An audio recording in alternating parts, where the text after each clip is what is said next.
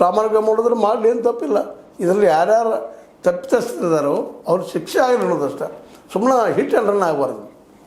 ಇವ್ರ ಮೇಲೆ ಆರೋಪ ಅದಾವೆ ಸಾಕಷ್ಟು. ಇವರು ಹಿಂದೊಮ್ಮೆ ಏನೋ ಒಂದಿಷ್ಟು ತೋರಿಸ್ಕೊಳ್ತೇವೆ ಇದನ್ನು ಇಲ್ಲ ಇದ್ರಲ್ಲದಪ್ಪ ಪೆನ್ ಡ್ರೈವ್ದಲ್ಲದ ಇದ್ರು ನಮ್ಮ ಕುಮಾರಸ್ವಾಮಿಗಳು ಅದ್ರ ಬಗ್ಗೆನೂ ಆರೋಪಗಳಿದೆ ಅವ್ರ ಮೇಲೆ. ಬರೀ ಪೆನ್ ಡ್ರೈವ್ ತೋರಿಸಿರಲ್ಲಪ್ಪ ಅದು ಏನು ತಂದು ತೋರಿಸ್ಲಿ ಅಂತ ಆರೋಪ ಮಾಡ್ತಾಯಿದ್ದಾರೆ. ಅದು ಹಿಟ್ ಆ್ಯಂಡ್ ರನ್ ಕೇಸ್ ಆಗಬಾರ್ದು ಅಂತ. ಇದು ನಿಜವಾಗಿ ಬಿಡದಿಯಲ್ಲಿ ಏನಾದರೂ ಆಗಿದೆ ಸರ್ಕಾರದಿಂದ ಈ 1570 ಎಕರೆ ಗುಳುಮಾಗಿತ್ತಪ್ಪ ಅಂದ್ರೆ ಯಾರಿಗೆ ಹೋಗಿ ಎಲ್ಲಿ ತನಿಖೆ ಆಗಬೇಕಾಗಿದ್ದು ಒಂದು. ಇದರಿಂದಾಗಿ ಏಕದಮ್ ಮತ್ತೆ ಚರ್ಚೆ ಬಂದುಬಿಟ್ಟಿದ್ದಾರೆ ಕುಮಾರಸ್ವಾಮಿಗಳು ರಾಜ್ಯ ಮಟ್ಟದ.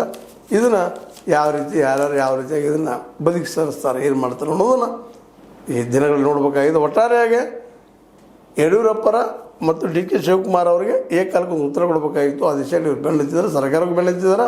ಯಡಿಯೂರಪ್ಪನವ್ರು ಮೊನ್ನೆ ತಮ್ಮ ಒಂದು ಏನು 50 ವರ್ಷ ರಾಜಕೀಯದ ನೆಲೆಗಟ್ಟಲ್ಲೇ ಅಭಿಮಾನೋತ್ಸವ ಮಾಡಿ ಜನರ ಮನಸ್ಸನ್ನು ಜನರಿಗೆ ಮುಟ್ಟುವುದನ್ನು ಅಥವಾ ಲಿಂಗಾಯತರಲ್ಲಿ ತನ್ನ ಇನ್ನೂ ಅಸ್ತಿತ್ವ ಗಟ್ಟಿ ಅದಪ್ಪ ಅನ್ನೋಂಥ ತೋರಿಸೋದನ್ನು ರಾಜಕಾರಣಿಗಳಿಗೆ ಅಥವಾ ರಾಜ್ಯದ ರಾಜಕಾರಣಿಗೆ ಅಥವಾ ಮೋದಿಯವ್ರಿಗೆ ತೋರಿಸೋ ಲೆಕ್ಕಿತ್ತು.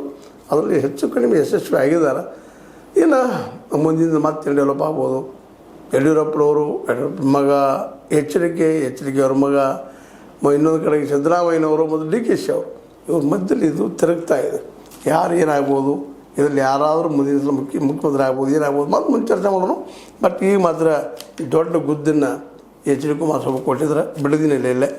ನಿಜವಾಗಿಯೂ ಸರ್ಕಾರ ಈ 1000